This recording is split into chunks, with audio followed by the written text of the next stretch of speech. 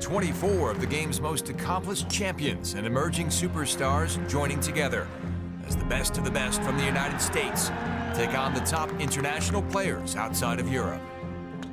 All roads to the President's Cup begin right here. We're under 100 days. It's getting closer and getting more exciting as time goes on, and we are getting very pumped up about it, Mark Allen, because we can almost see it now.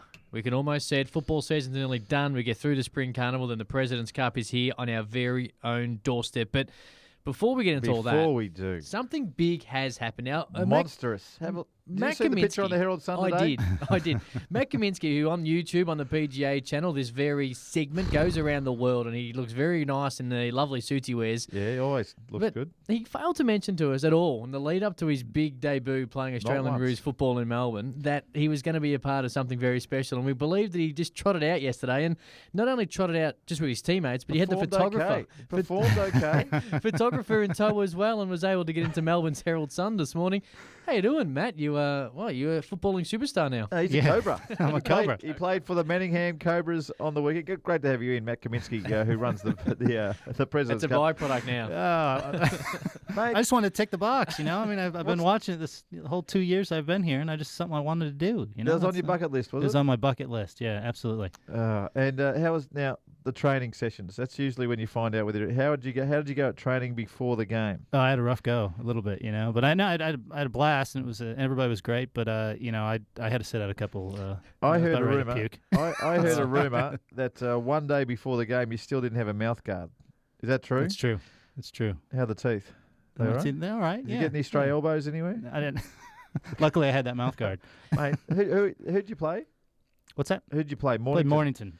Mate, they're Tigers. a tough team. Yeah. They put little knives in their socks and stuff like that. Those boys, they're rough as guts. Just want to thank Mark Hayes as well, who we do a lot on this golf show, a great writer for the Herald Sun. He, I reckon, rang probably 200 to 300 people during the week just alerting people that Matt was going to be playing. He dubbed me in, didn't he? Okay, here we go. Thank you to that, but congratulations. I'm glad that you got that off the bucket list, and we heard you got a few touches as well, so great work that you finally... Thanks, mate. We can now claim him as an Australian, Marco, I believe. He's officially an Australian. His good day mates make it even better. Now, hey, I'm not sure whether you've caught up with this, Matt, but Keegan Bradley had this to say. He goes, now I can almost start thinking about playing my way onto that President's Cup team. I mean, forget it. I can't believe that's coming out of my mouth. Fred Couples is my absolute number one hero of all time. I played with him in Houston after I won the Byron when he congratulated me. To hear a young bloke talk about that now, he's 18th in the standings at the moment. He's a two-time winner this year. I almost forgot. Isn't that amazing? Yeah, as a rookie. I forgot that he won fantastic. the Byron Nelson. I mean, what's Fred Couples going to do? One of his picks looks like it's going to have to be Tiger Woods. Yeah. I don't care what they're saying in America at the moment. I mean, you've just got to pick him. We now desperately we kind of want Ricky Fowler to play his way onto the team because I reckon Keegan Bradley coming down to Australia would be a fabulous draw card. That'd be fantastic. I mean, you look at a guy that's played so well on the Nationwide Tour last year, and then he's a rookie on the PGA Tour this year to win twice, to win at the Byron Nelson, which is not an easy place to win, and to win the PGA Championship major in his first attempt at a major, unbelievable. No, that is unbelievable. Ben Curtis did it, and Francis Ouimet. Those are the only two that have ever done that. So Francis Ouimet, Ben Curtis, and now Keegan Bradley are the only ones who have won their first ever major that they played. The first major they play in, they win 1-for-1 in the majors. Just quit now.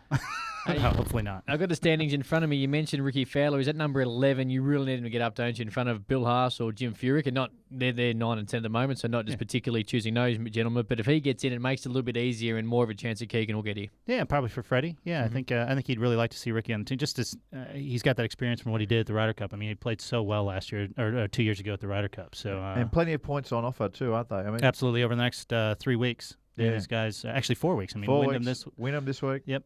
Yeah. And then 3 weeks, then the Tour Championship. They all get points for all of those. So fingers crossed for Ricky Fowler because I would love nothing more to see the flare down here. And the other thing I want to see Ricky Fowler, I want to see how those Puma shoes are going to actually match with the US team's outfits every single day. That'll be. I'm sure he's on top of that. Puma's on top of that. I just want to know this, Matt, because I don't think Ricky Fowler's got a very big head. But he wears the biggest hats I've ever seen. He's got a lot of hair. He's got a lot of hair. Are you going to have enough material down there at the President's Cup head office to actually make the hats big enough for Ricky Fowler's head? I think he'll be in a team hat. So Oh, that's good. Talking of standings, Keegan Bradley, 39th this time, 2 weeks ago. Now he's down to 18th. So he's been able to take advantage of the great work he did last week and definitely play himself right into contention. So absolutely, he might be here, and we look forward to that. And geez, I hope Ricky Fowler doesn't hear your comments, Marco. And I didn't say he's got a big head. I just said he wears big hats. And then you're worried about the material that they might not have available for him. Well, they might have to get an extra order in to make. Well, if he has a different I'll make hat note every of that. day, make note. Get some extra material for Ricky's hats. I know. Marco said that he doesn't listen to the talk coming out of the US at Tiger, and we know how poor he played last week at the USPGA. Does it worry you at all? Have you not given a second thought that he's so out of form? No. I think you just take him for what he's saying. He's happy that he's played 2 weeks in a row, even though he didn't make the cut at the PGA. No practice, no caddy. Yeah. I mean, it's. What do we expect? We want him to come out and win the thing. Yeah, you look at his comments. He's happy with the way he's hitting the ball farther. He's making better contact and things. With his swing. So the things that he's doing are working. So if you actually listen to what he said the 2 weeks that I've just had playing golf now gives me the confidence to start practicing. Now that would be music to Fred Couples' ears. It's music to everybody's ears because we want Tiger Woods back contending and I want to see him win majors as well. I want to see him do all that sort of stuff. So when you actually listen to his words. 2 weeks of golf was great, not only just to get back out here, but now I know the knee is capable of being put under stress again and getting back to my practice routine. So he's going to hear him say that he hasn't felt this good in years. Just over the last 2 weeks that he's played. So now last week. Yes. Last week, I mentioned a little story about Craig Parry. I said I'd do my very best to get him on. Craig Parry is one of the legends of Australian golf, but more importantly, in '98, he was a President's Cup hero, and Craig Parry joins us now. Ladies and gentlemen, welcome to the 1998 President's Cup.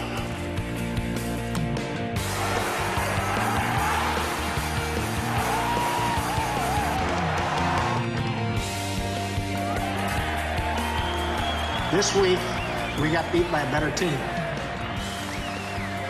They played some of the most unbelievable golf. Wow. Good morning to you, Craig. Thanks for joining us. We appreciate it. Yeah, no problem at all, mate. I told the story last week to our listeners that we were recapping favourite President's Cup moments, and mine was with you at Royal Melbourne playing with Shigeki Maruyama. Now, I know you played with Franco, and you lost the first match that you played in '98 against Davis Love and Fred Couples. I mean, if you're going to lose, those two blokes were pretty flash. But was that always the game plan for you to actually play with Franco first and then move to Shigeki next? Look, you'd have to ask Peter Thompson that. I mean, we were more or less told that, the day before who we were going to be paired with. And, I obviously had Shigeki because I spoke a little bit of Japanese back in those times, and we did play in Japan a few times together. So, we were comfortable. We both played very similar golf, Peter Green, but he was much better putter than me, mate.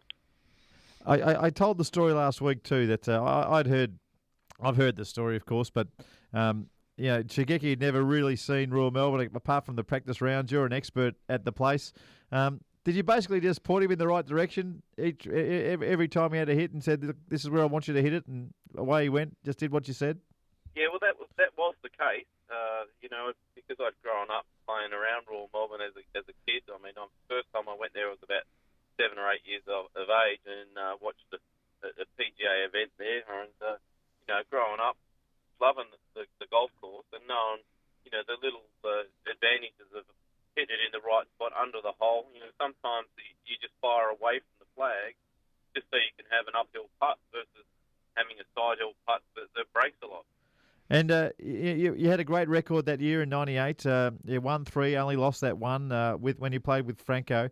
What was the? I mean, do you see Shigeki around these days? I mean, the relationship you must have formed with him after winning with him. I imagine that would be a lifelong thing you'll have. Oh, exactly. I actually was paired with him last week in Thailand, and we were having a good chat. I mean, he's a really very good friend of mine, and when I was playing in Japan over the 4 years that I was up there, he was always great to me, and good lifelong friend, as he said. And what about after the chip in? The chip in on the last at Royal Melbourne and the big bear hug you got from him. I mean, you must have that pictured on your wall somewhere, I reckon, Craig. I think we've got a couple of pictures of that one. And it's amazing the amount of people that come and, see and say, well, look, in the back of the photo, I'm actually in the back of that photo. And Ryan Haller, one of the other golfers that plays the Australian, he said, I was a little thin kid in the back there. And, one of those moments in sport. Great, Cameron Luke here, mate. Thanks for joining us. 3-time President's Cup player. Is that obviously probably your favourite moment? But that was also your favourite President's Cup, was it? Oh, definitely. It was a lot of fun for all the players. We had a great team, and Peter Thompson was our captain. Wayne Grady was our assistant captain, and we just had a lot of fun, not only on the golf course but away from the golf course as well. And we were driving down the Nepean Highway one day, and there was a karaoke started by Shigeki Moriyama. And, I'm sure if the people actually looked into our bus and seen, grown men getting up and having a sing-along along the freeway, they'd be thinking, what the hell's happened? And tell us, when you played the Americans, I mean, we talk about them a lot. They don't travel too much. Royal Melbourne's one of the great golf courses in the world. When the weather changed, because it was a funny week of weather, wasn't it? That week we had the 40-degree winds, and the practice rounds were nothing quite like it. I mean, what the Yanks saw in the practice rounds was almost totally different when they were playing. Could you hear them talk about it? What were they saying about Royal Melbourne and the conditions? Well, they couldn't believe that the amount of changes to the weather, and it was really the wind that was the big change. And the tee lines you normally have on certain holes change dramatically depending on the weather conditions. And if it's hot northerly day, well, a hot forecast, you're going to get a northerly. In the morning, you're sometimes going to get a southeaster. And, if the weather comes up, you get the southwester. And, I'd played with Ernie Els and BJ and Shigeki as well as Franco in the practice round. Yeah. And, you're telling them the different lines, and they couldn't believe how the lines could change so much. And I remember speaking to Ernie Els later on in the tournament. He said, you know what? He said, those guys had no clue, and we just knew where to hit it every time. Craig, I was just going to say, obviously, later this year, end of November, this is why we talk so much about it. The road to the President's Cup starts here on the Clubhouse. You must be excited to see it back in the country. Oh, absolutely. I think it's going to be fantastic for golf in Australia. We've got the Australian Open the week before, where you're going to have majority of the players there. It's going to be front page, back page. It's going to be the TV. It's going to be everywhere. It's going to be one of the best things to happen in golf in Australia for a long time. Absolutely. I want to put you in Greg Norman's shoes, the captain of the international team. We know, the international team, well, it's international. We want people represented from right around the world. Now, we've got some Asian players there. We've got blokes from South Africa.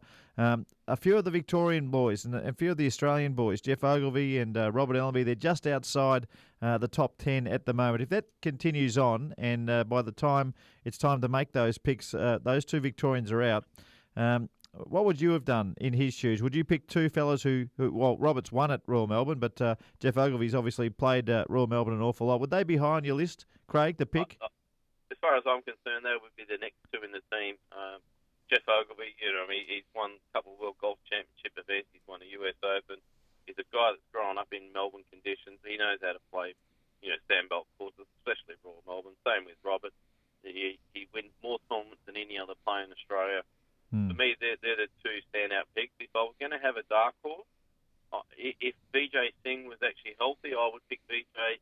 If you weren't going to pick one of the other two, just in case they play their way into the team. Yeah, he's played a lot of Royal Melbourne, hasn't he, VJ?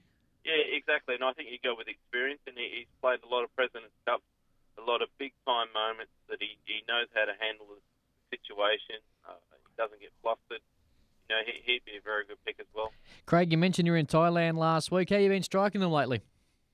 I actually played all right for me. I've had a skin cancer cut off my nose, and I've been out of the sun for a few months, so it was actually quite good to get back out playing. And I had 1 under level, and then 5 under, so I improved as a tournament. Good on you, Craig. Thanks for making some time to chat with us this morning. We appreciate it. You're doing a fantastic job as well on the PGA Board of Australia with Brian Thorburn, the new CEO. Thanks again for your time, and hopefully we'll see you in Melbourne during the President's Cup. No worries, boys. Look forward to it. Craig Parry, one of the greats of Australian golf. History will be made at Royal Melbourne. Don't miss your chance to be a part of it.